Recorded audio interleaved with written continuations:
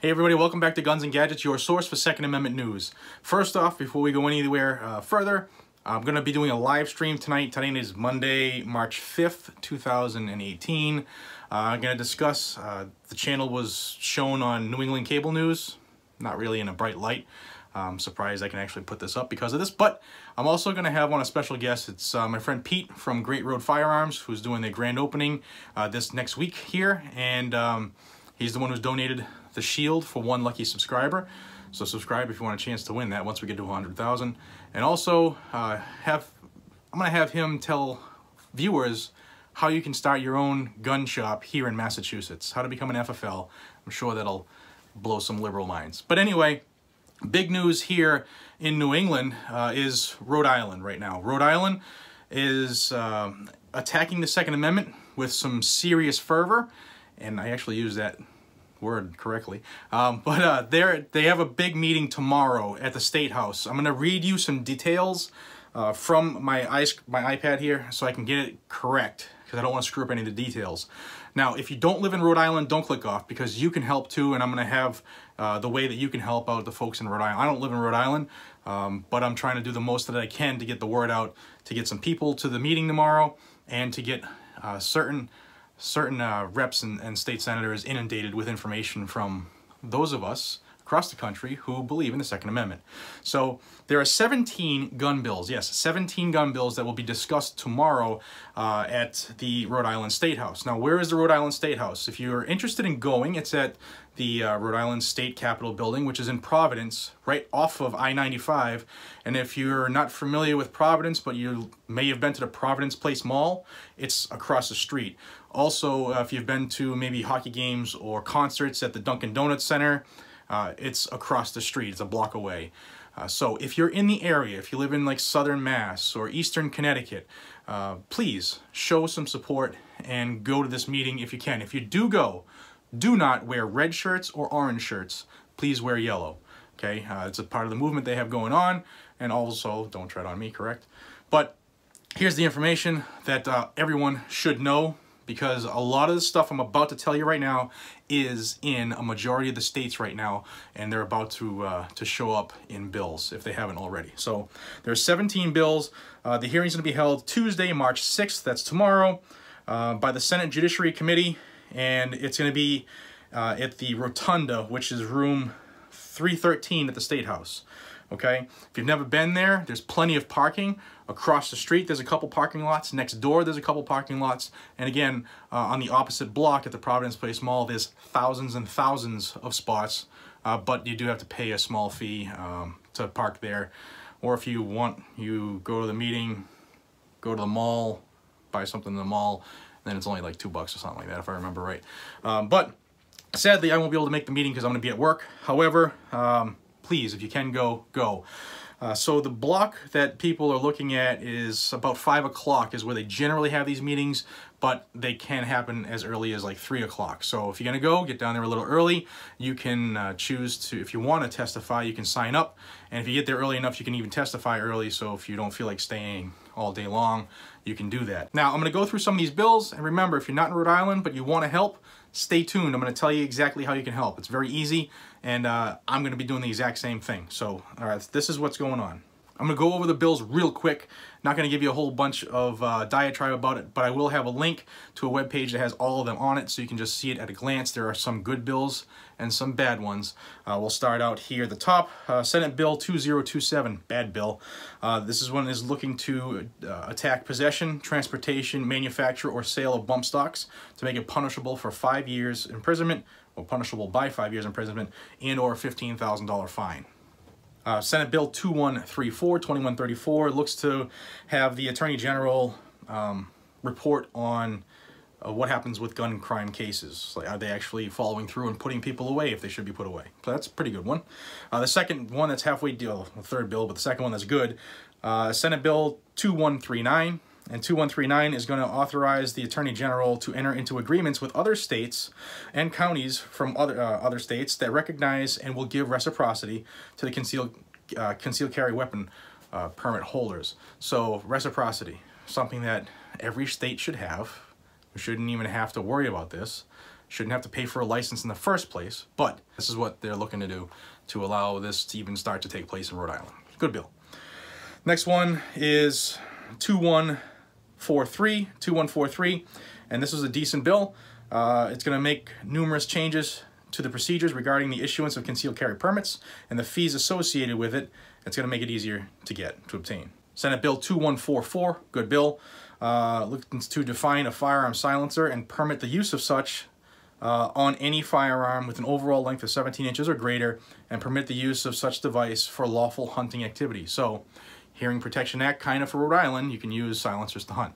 Senate Bill 2148, good bill, looking to allow persons with concealed carry permits issued from other states to carry upon their person weapons in Rhode Island, providing that the state they're coming from recognizes the Rhode Island permit. Senate Bill 2271, bad bill.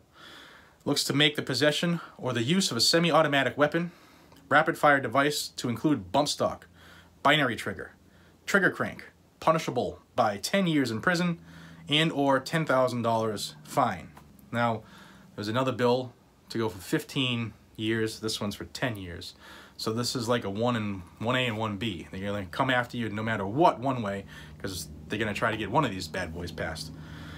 Next one that's bad, 2274, Senate Bill 2274. This one's looking to make it unlawful for any person to carry a rifle or a shotgun in any vehicle or conveyance on or about their person, whether visible or concealed, subject to certain exceptions. So they're looking to make it impossible, basically, to carry a shotgun or a rifle in your car. How are you supposed to get to the range? Senate Bill 2276, bad bill, looking to criminalize possession of a firearm by a minor, except when the minor is engaged in certain activities and when accompanied by a parent, guardian, or qualified adult. That's already a law, right? A 6-year-old can't walk around toting a Glock. That's illegal. But Rhode Island just wants to add other language into this as well to screw lawful owners. Believe me? You should.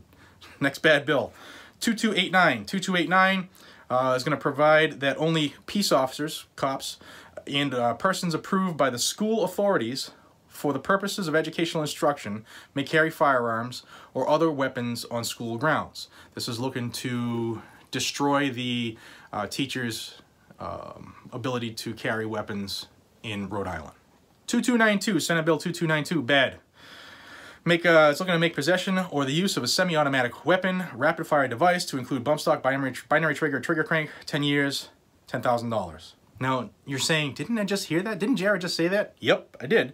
This bill is Bill 2292, and 2271 does the same thing.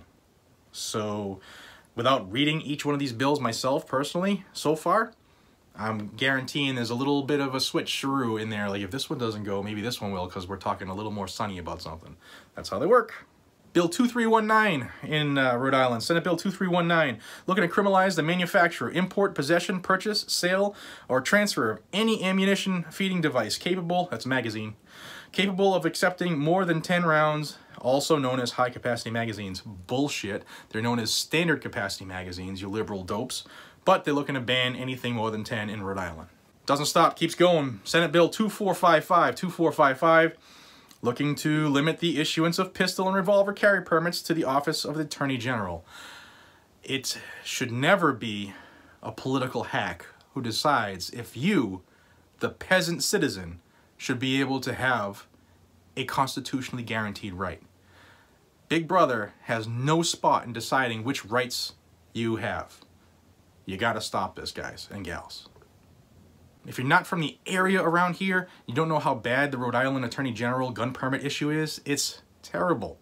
All right, so like for me from Mass, if I wanted to get a permit, a non-resident permit in Rhode Island from Mass, and I went to the Attorney General, 99% of the time, it's just a no, right off the top. But you can go to the individual police departments and get it that way, because freedom.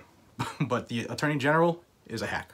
Senate Bill 2456, looking to provide applicants for gun permits submit to national records check, including fingerprinted by the FBI. Background checks already happen. Why would they want to be doing something different to it? 2492, Senate Bill 2492.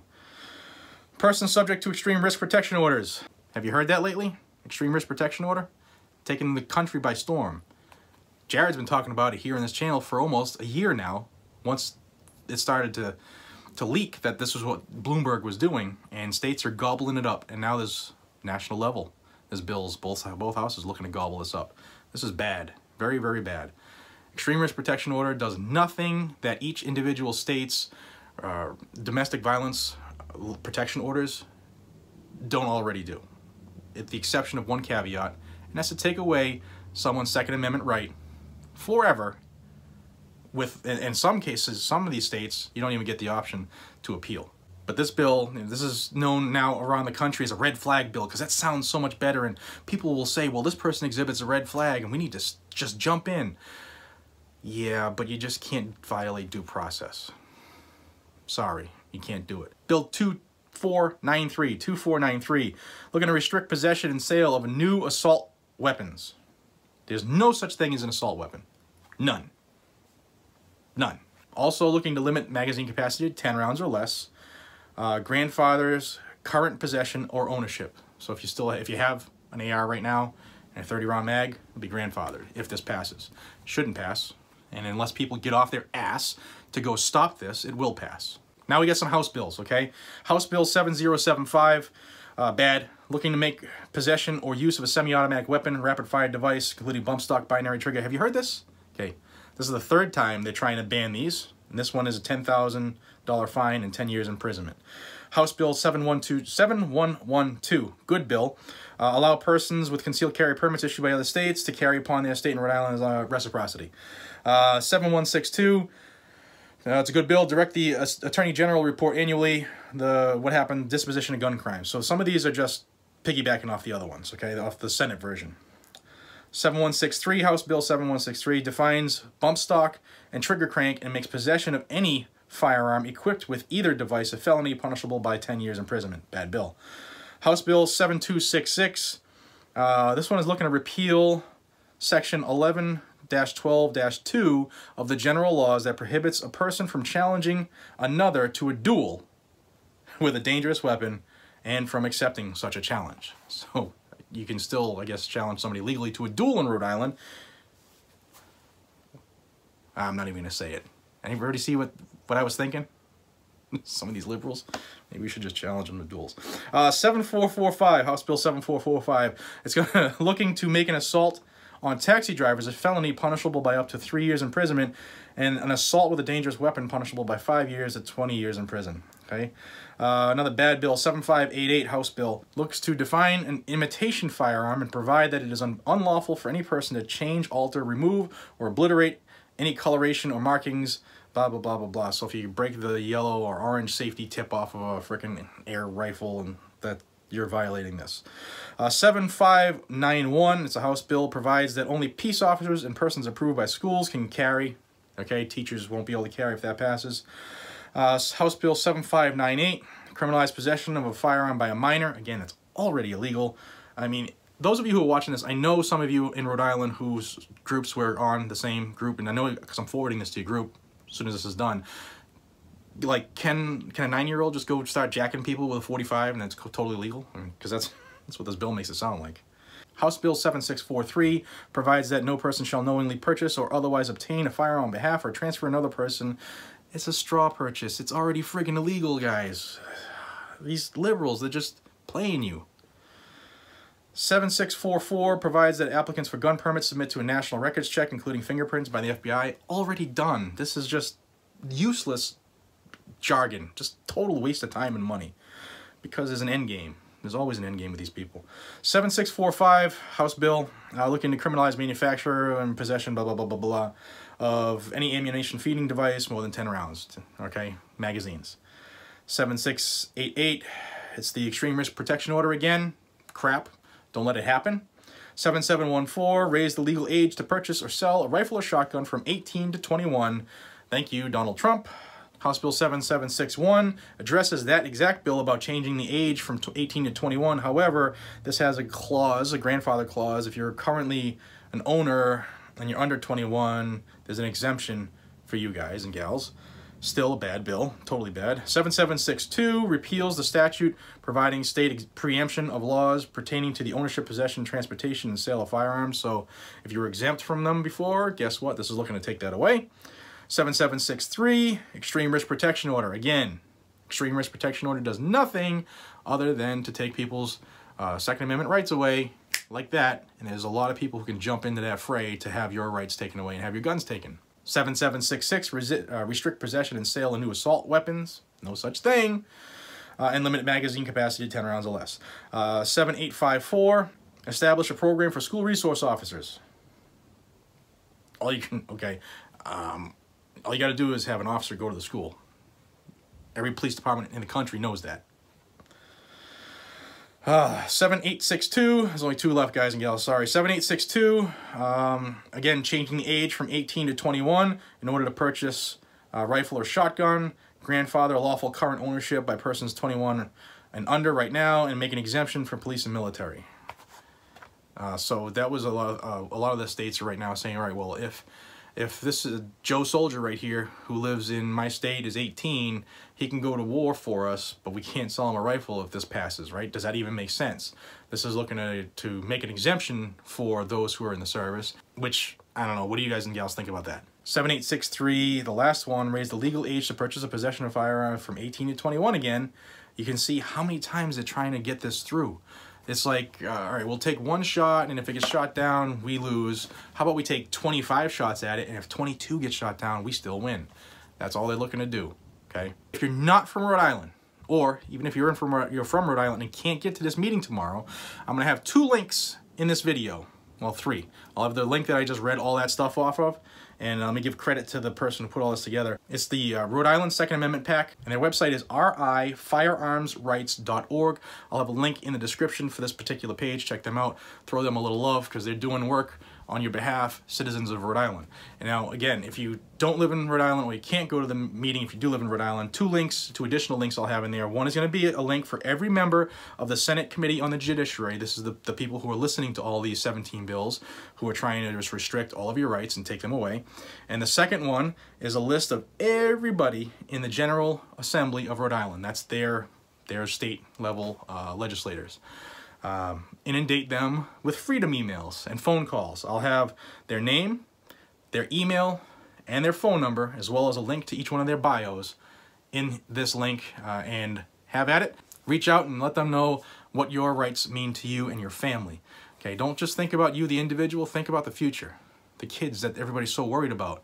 Maybe we should let our children have the ability to protect themselves too when they get older, right? Again, sorry this one's a little lengthy, but it's a serious video and it needs to be addressed. If you can, take the time to go to the meeting. If you can't, follow through with one of those links and just start emailing and calling people, because it will make an impression. A reminder, tonight, 7:30-ish Eastern Standard Time, live stream with Pete from Great Road Firearms.